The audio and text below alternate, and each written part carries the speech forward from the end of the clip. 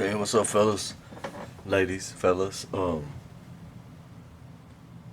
said I was gonna venture off a little bit and do some of my weapons, and this is the first one I'm gonna do. This is a Smith and Wesson SW9VE, which is a 9 millimeter polymer frame striker fired gun. This is the lowest priced, and they in their polymer frame line. There's the S&D and the M&P, and I have an M&P also.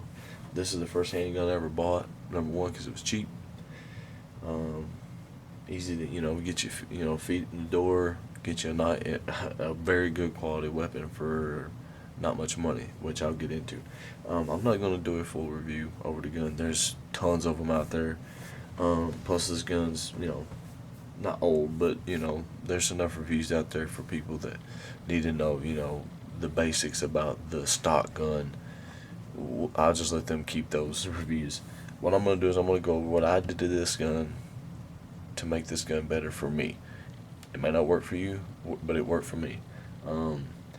First, we'll safety check the gun, because I know we all like that. Empty mag well, I just took it out. And empty chamber. You see in there. See it in there? Okay. First, we'll go from the bottom up. One thing I did to the gun, I rounded out the mag bases. Here and here used to be sharp points like this, and when it carry conceal it for the last 2 years, I had to figure out a way for those to stop digging into my side, and into my leather seats. That was, and plus now you'll see it follows the contours of the grip. So that's one thing I did. Works great. Next thing I did was I stippled the grip, because I love stippling, and I didn't like I left this was up here also, but I stippled it all, and I love it. I love the way the ergonomics are amazing, which I'm sure you've done heard. All Smith's polymer guns ergonomics are awesome. I stippled the mag release also, just because I was there doing it. I just went ahead and did this, get a little better grip on the mag release. So next thing I did was I put Mepro Light night sights on it, which give a much better, bigger dots, and at night they just glow.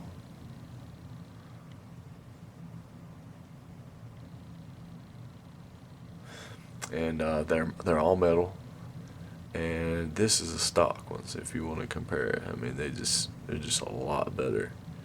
You can pick them up a lot better shooting, and then like I said, they glow at night. And then the biggest complaint on this gun is the trigger. Of course, everybody will tell you Smith and Wesson made it that way, made it heavy, made it long and heavy, for that reason, for it to be safe. It's not a hair trigger. It's not a light trigger. It's a very heavy, and it's heavy throughout the whole trigger pull. Like on my M&P, there's maybe a 1/4 inch of take up, which is like nothing. It's just light, nothing, and then it stops, and you get to the point where it breaks, and it's just I think it's 6.5 pounds. It breaks. This gun, there's no take up. I mean, as soon as you see the little right in here, the little safety trigger, as soon as you take that up, it's heavy. I mean, it's heavy from there till it breaks. And let's look at it one more time. Nothing in there. And as soon as like right now, it's heavy. It's still heavy. It breaks. And they designed it that way. It's something to get used to. If you're not used to shooting a trigger like this, it takes some getting used to. But you can get used to it. And when I first bought the gun, it was gritty. I'm talking like from here back all the way till it broke. It felt like it was grinding on sandpaper. Everybody said, "Oh, send it back to Smith. They'll fix it." I'm just not like that. I want to work on it. I want to tinker with it. So here's what I did. We've done dry fired it, so I'm sure y'all seen how to break it down, so we won't go through that. But we'll start up here first. This striker plunger safety right here, polished it. I mean, took it out and mirror polished it. The face of the striker right there, polished it to a mirror finish, and that's because the top of the sear catches this when it comes back and holds it back just a little bit, and those two faces rub together, and you make them smoother, it's going to be smoother. So I did that. And then on the frame, in the sear, right there is where the striker hangs, right there. And then as you pull the trigger back like this, you can see it lowers and comes back, and as it lowers and comes back, it pulls the striker back some, and once it gets low enough, it releases it. So I did that, and then I polished right, you can see it real good right there, all that down in there, and that rides in the sear housing assembly, and as you pull the trigger back, that sear, let's see if I can get it. Yeah, it rides it and it makes it go down. See, that's what makes it come down. So that smoothed it up a lot. I polished the tip of this because this is what comes back and pushes the plunger, the striker safety plunger, on the slide. So smooth that out, and then I also polished this right here, because that rides on the bottom of the slide. Which, what it does is when you pull the trigger, it goes back, it releases the striker, and then this goes down, and then when you come back up, that's what resets. It resets your trigger. That's all I did. Oh, and I took the pigtail spring out, and it's down in the sear assembly down in here. You have to take it apart to actually get it out, but if you're going to polish all of this in here, you have to take that out. So I left it out, but all the other springs are in it. And what it left me with, I don't know the weight, but what it left me with was a much smoother trigger. No gritty, no grit, no grime, and it's a little lighter. I ain't gonna say cut it in half, but it's a little lighter, and it works. It's much smoother. This gun right here will make you a better shooter, in my opinion, than any NMMP, any Glock, because I mean, with any of those, you just pull up that over travel or that take up and then break it. I mean, this right here, you have to be really smooth and great trigger control to get this gun to shoot really accurate, and it can shoot really accurate.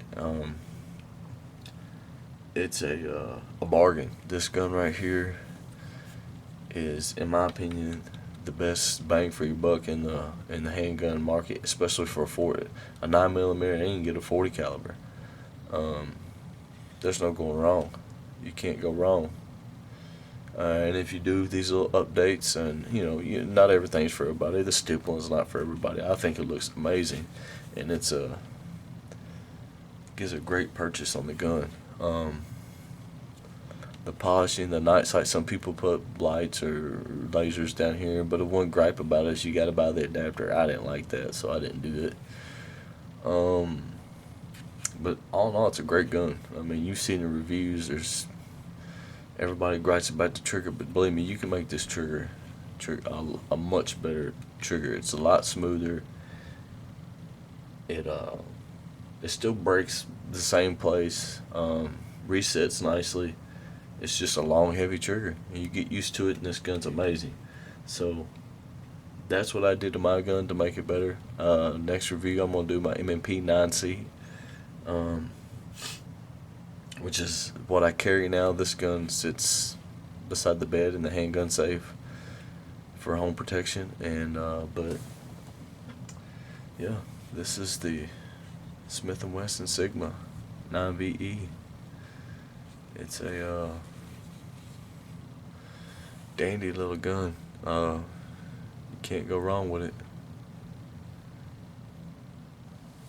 So if somebody's looking for a entry level gun that won't do you wrong, and if you're just capable of taking and polishing something, just doing a little bit of work, this is an amazing gun. This turns out to be an amazing gun, worth a lot more than what you paid for it.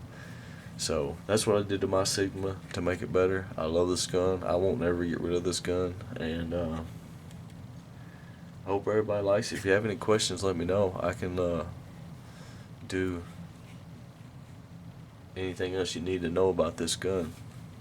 But you guys enjoy, and I'll see you at the next flashlight or gun review. Thanks, guys.